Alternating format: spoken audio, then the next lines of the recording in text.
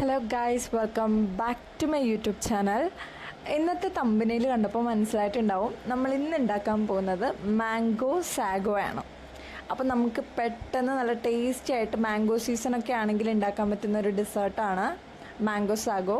അപ്പോൾ നമുക്ക് എങ്ങനെ ഉണ്ടാക്കാൻ നോക്കാം. അതിനായിട്ട് ഞാൻ നല്ല പഴുത്ത ഒരു മാംഗോ കട്ട് ചെയ്ത് വെച്ചിട്ടുണ്ട്. നല്ല കളറും കൂടിയുള്ള എനിക്ക് അത്ര നല്ല കളറുള്ള മാംഗോ അല്ല കിട്ടുക. അപ്പോൾ നല്ല കളറുള്ള മാംഗോ ആണെങ്കിൽ അതും കൂടി എടുക്കാം. അപ്പോൾ നമുക്ക് കാണാനും നല്ല ഭംഗിയായിരിക്കും. ഇതിന് ടേസ്റ്റൊന്നും കുറവില്ല, നല്ല മധുരമായിരുന്നു. അപ്പോൾ നമ്മൾ ആദ്യം തന്നെ നമ്മൾ അരിഞ്ഞു വെച്ചിരിക്കുന്ന ആ ഒരു മാങ്ങ ഒരു ജാറിലേക്ക് ഇട്ട് കൊടുക്കാം. ഇനി നമ്മൾ പാല് ഫ്രീസ് ആവാൻ വെച്ചിട്ടുള്ള പാലിൻ്റെ കട്ടകൾ നമ്മൾ നന്നായിട്ട് തണുപ്പിച്ച് പാലായാലും കുഴപ്പമില്ല, പക്ഷേ ഏറ്റവും നല്ലത് ഇങ്ങനെ ഐസാക്കിയിട്ട് ഇടുന്നതാണ്. ഇനി അതിലേക്ക് നമുക്ക് കുറച്ച് പാലും കൂടി, നല്ല തണുത്ത പാലും കൂടി ചേർത്ത് കൊടുക്കാം. തണുപ്പിച്ച് കഴിക്കുന്നതാണ് എപ്പോഴും ഏത് ഡെസേർട്ടാണെങ്കിലും നല്ലത്. അപ്പോൾ ഇത് നമ്മൾ ഉണ്ടാക്കുമ്പോൾ നല്ല തണുപ്പോടു കൂടി തന്നെ ഉണ്ടാക്കാം. ആൻഡ് ഇതിൻ്റെ നമുക്ക് കുറച്ച് പഞ്ചസാര, ഞാൻ കുറച്ച് കൂടുതൽ പഞ്ചസാര ചേർക്കുന്നുണ്ട്, കാര്യം നമുക്ക് ഇതിലേക്ക് ഇനിയും ഇൻഗ്രീഡിയൻസ് ആഡ് ചെയ്യാനുണ്ട്. അപ്പോൾ ഇടയ്ക്ക് വെച്ച് ഇനി പഞ്ചസാര ചേർക്കുന്നില്ല, ഞാൻ 4 സ്പൂൺ പഞ്ചസാര ചേർക്കുന്നുണ്ട്. എന്നിട്ട് ഇതെല്ലാം കൂടി നമുക്ക് നന്നായിട്ടൊന്ന് ക്രീമായിട്ട് അരച്ചെടുക്കണം. അപ്പം നമ്മുടെ ക്രീം ഇവിടെ റെഡി ആയിട്ടുണ്ട്. ഞാൻ ഏകദേശം ഒരു മീഡിയം വലിപ്പമുള്ള ബൗളിലാണ് എടുത്തിരിക്കുന്നത്. അപ്പോൾ ആ ബൗളിലേക്ക് നമ്മുടെ മാംഗോ മിൽക്ക് ക്രീം ഒഴിച്ചു കൊടുത്തിട്ടുണ്ട്.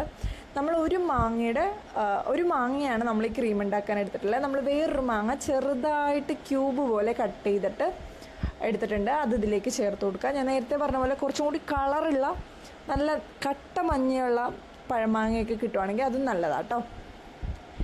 ഇനി നമുക്കിതിലേക്ക് സബ്ജ സീഡ്സ്, അതായത് നമ്മുടെ കസ്കസ് കുറച്ച് നേരം വെള്ളത്തിയിട്ട് അലിയിച്ചിട്ട് അത് കുറച്ച് ചേർത്ത് കൊടുക്കാം.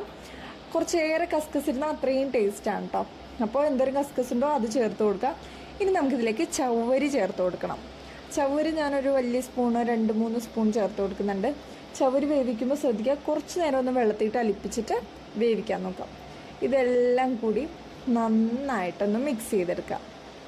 വേറെ നമ്മൾ കൂടുതൽ ഇൻഗ്രീഡിയൻസ് ഒന്നും ചേർക്കുന്നില്ല, ഇത്രയും മാത്രമേ ഉള്ളൂ.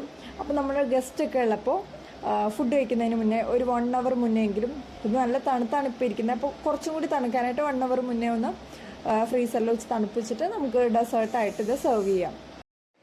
സാധാരണ നമ്മൾ മാംഗോ സാഗോ യൂസ് ചെയ്യുമ്പോഴത്തേക്കും ഫ്രഷ് ക്രീം, മിൽക്ക് മെയ്ഡ് എല്ലാം യൂസ് ചെയ്യാറുണ്ട് എല്ലാവരും.